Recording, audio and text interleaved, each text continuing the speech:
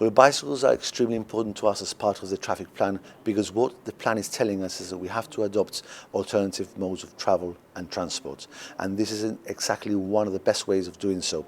We cannot forget the importance and the value of walking, but the other way of moving is with bicycles. And what we're trying to encourage is people to leave their cars behind and use public transport, which is obviously free in Gibraltar, and also the use of bicycles and walking.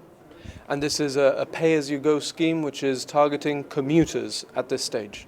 Yes, it's a pay-as-you-go scheme. There's a need to register online.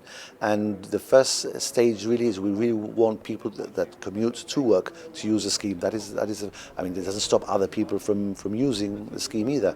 But most of movements, if we look at the statistics generated by the traffic plan, are that people use their cars on their own. So most trips are done by individuals and for relatively short periods of short stretches of road. So the bicycle is an ideal alternative for this.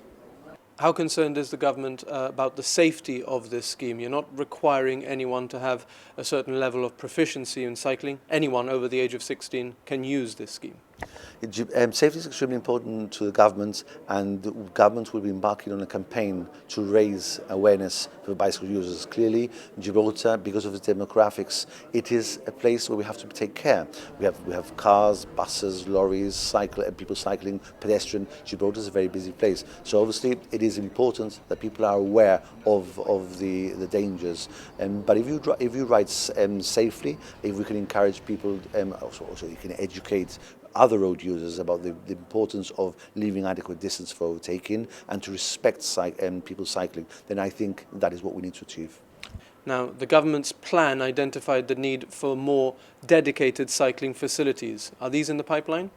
I mean, it's clear statistically from the plan itself that take-up of cycling is lower than you'd expect in other cities because of that fear perhaps that people have, or the interpretation of actually going out there. The plan itself, is aimed at making people feel safer on the road, and in order to do that, we're looking at actually creating bicycle lanes for people to be able to use them independently, so they don't have to mix with traffic. Unfortunately, Gibraltar is, we are constrained by our size, so it is not as easy as it would be in other main cities where you can physically segregate different modes of transport. Here, it's not possible. Not possible, or not yet possible? Well, it's not possible at the moment. I mean, it is not possible to have the level of separation you would hope for, but we will do as much as possible to be able to create as much segregation as we can, because that will encourage people to feel safer, and it will encourage and promote cycling as a mode of transport. Really, Gibraltar is, working in Euroports, cycle use is much more prevalent than one would imagine. When I lived in the south, I used my bicycle, but it's a long way up hills. Here, the bicycle use is much greater than we would initially think. Anything else that you wanted to tell us? The government would like to thank all those that have been involved in the scheme, especially our sponsors, Gibraltar, for sponsoring the scheme, and all those, the company, the UK company, who have led us by the hand, our team, GPMSL, and our technical team within technical services and personal staff. Without them, this would not have been possible.